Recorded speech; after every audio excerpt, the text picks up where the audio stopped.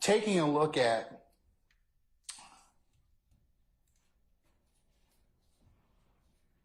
this applies to both motions that have been filed to recuse the court or disqualify the court. Recusal by a Superior Court judge is governed by Uniform Superior Court Rule 25, etc. Rule 25.1 provides that all motions to recuse and disqualify a judge presiding a particular case or proceeding shall be timely filed in writing, and all evidence thereon shall be presented by accompanying affidavits, which shall set fully assert the facts upon which the motion is founded. Filing and presentation to the judge shall not be later than 5 days after the affiant first learned of the alleged grounds for the disqualification, and not later than 10 days prior to a hearing or trial, which is the subject of the recusal or disqualification, unless good cause be shown for the failure to meet such time requirements. And that is cited in Georgia Uniform Superior Court Rule 25.1. So I'm applying that to both sets of motions to recuse. And applying this rule, Georgia courts have held that when a motion to recuse is filed, the trial judge shall immediately, 1, determine the timeliness of the motion, 2, the legal sufficiency of the affidavit, and 3, the legal sufficiency of the grounds, and has no power to do anything else. And that is Robinson versus the state, 332 Georgia Appeals at 242-41. The 3 threshold determinations that the trial judge must make in regard to a motion to recuse are whether it's timely filed, whether the affidavit made in support is legally sufficient, and whether some or all the facts set forth in the affidavit are true, recusal would be warranted. And that is Dacker versus the state, 300 Georgia, 74 at 77, 2016. The judge finds any 3 of the conditions have been met. No, I'm sorry, take that back, strike that. If the judge finds that all 3 conditions have been met, he must refer the motion to another judge to hear the motion. But if any one of the conditions is not met, there is no error in denying the motion. And motions to recuse are viewed and considered by the appellate court for abuse of discretion. Accordingly, the court is going to address each one of the factors as it pertains to both Mr. Steele's motion and, for shortness, Mr. Banks' motion. I find both motions were timely filed. I find that Mr. Steele's motion was in fact filed on this past Monday, which would have been the 17th of June. I find that Mr. Banks' motion on behalf of Ms. Bumpus was timely filed, as it was filed on the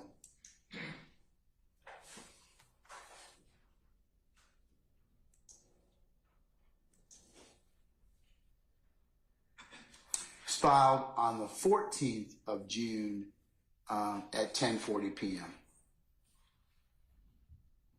Secondly, I find that in addressing the legal sufficiency of the affidavit, that means, was it sworn? Was it sworn before a notary? Is in proper form? I find Mr. Williams and Ms. Bumpus's motions to be, or I should say affidavits, to be in proper form. The third thing that the court has to review, and like I said, I reviewed, is the legal sufficiency of your grounds of the motion. And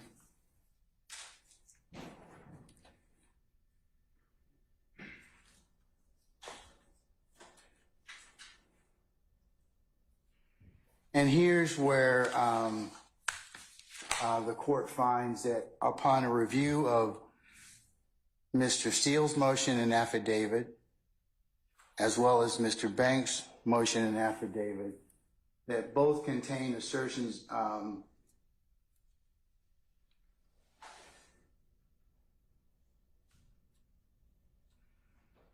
bare assertions and legal conclusions which aren't sufficient for the court to grant your motion at this point in time and refer it to another judge for it to be heard.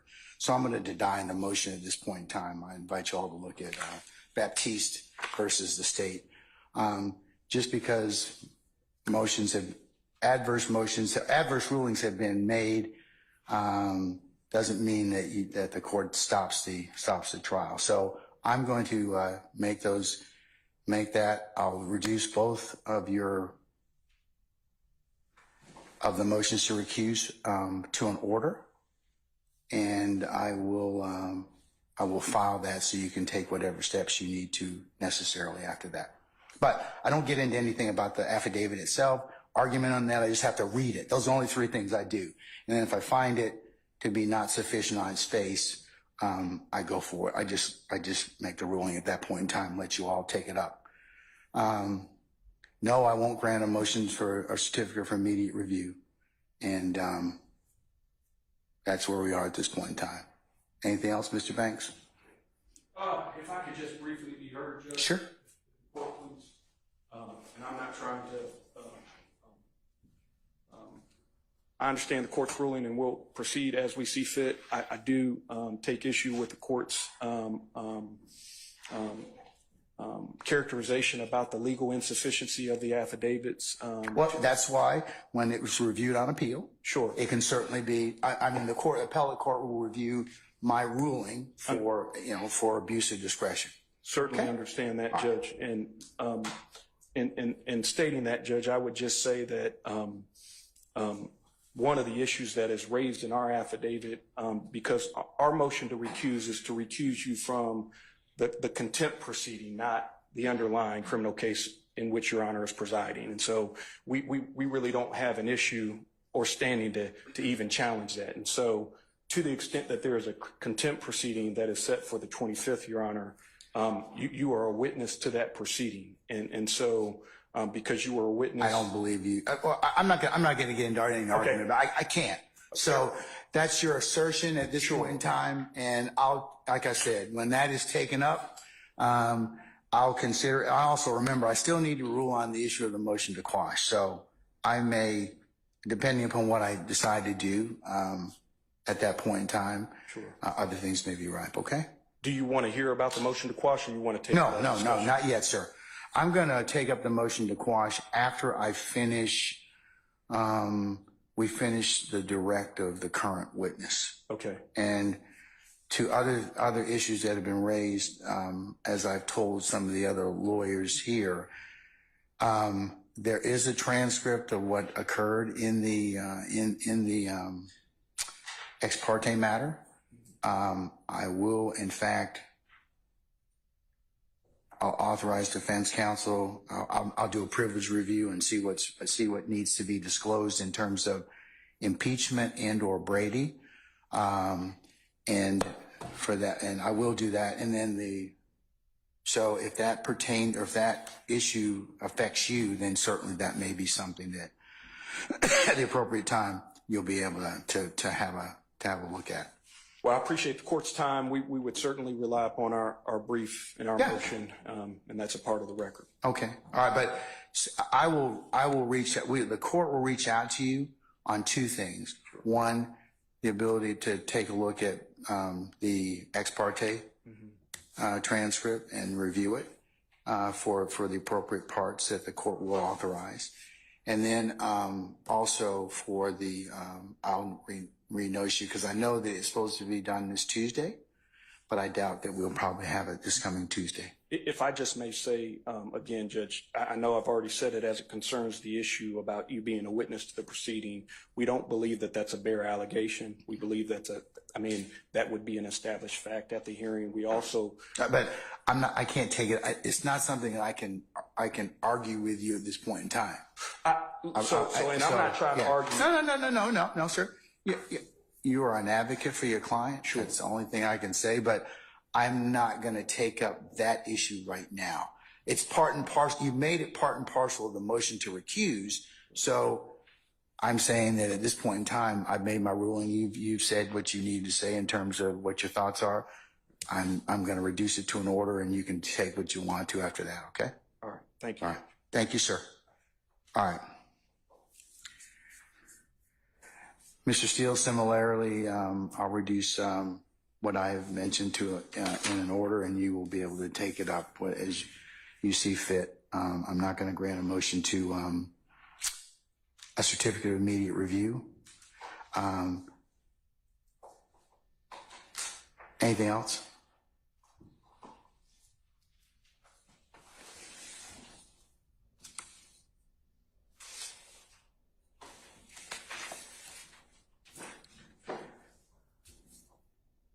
I have read Baptiste versus State. I've read all the cases that I believe are applicable. I'm, best I can.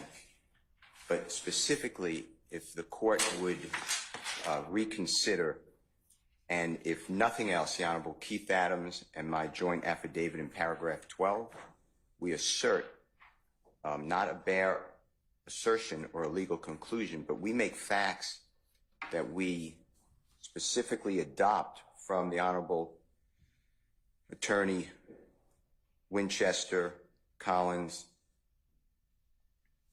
Banks, Nove, and Mormon's motion, where a person that they represent was in a meeting ex parte with the court and others and the prosecutor and a witness, and specifically they wrote in a pleading and under Parish, which is P-A-R-R-I-S-H versus State, which is 362 Georgia Appeal, 392 Division 1, 2022, the lawyer's pleading on behalf of the client becomes a statement of the client. And they said that this court got involved with speaking with Mr. Copeland and assisted in Mr. Copeland testifying against Mr. Williams. So I've added this court to the witness list. I plan on calling the court as a witness in the trial. I added lawyers Hilton and Love from the district attorney's office to the witness list. And when I cross-examine Mr. Copeland, when that day comes, I'm going to ask him about how much pressure, if any, the court put on him. And you're going to be the one instructing the jury. And I just can't imagine how that's fair to Mr. Williams. So I just ask you, I'm not abandoning anything in the joint affidavit from the Honorable Attorney Adams and myself, but if you would just look at just even paragraph 12, again, if you didn't consume it entirely, I don't believe that meets a legal conclusion or a bare assertion. I ask the court to recuse. I've read your affidavit, Mr. Steele, and I've consumed everything on it, and that doesn't change my ruling at this point in time, respectfully. I also, on the transcript, I'd like the recordings and the transcript, and I object to the court going through it and deleting it, because to me, the way I understand it, there is zero privilege. So I don't understand I'm not gonna, Mr. Steele, I can't argue with you about anything such as I've made my ruling, okay? If you have some other basis to ask for the recordings or anything like that, you're gonna have to put those in some other pleading. But at this point, Ms. Weaver's gonna prepare the record. She does that. And like I said earlier, the record should be ready soon. And you all, as a defense group, will have the opportunity to take a look at that particular ex parte transcript that was done in chambers, less anything that is totally that the court considers to be privileged. And I'm going to let you do that before you examine Mr. Copeland. So you'll have everything that you have at that point in time. Thank you. All right. Okay. All right. Let's turn now to the statements or interviews from January. Not to interrupt the court, that finishes our business today, man. You don't want to stick around? No. Okay. Well, okay. Thank you, Mr. Banks. At all. Okay. All right. Okay. Yes, you may be excused, sir.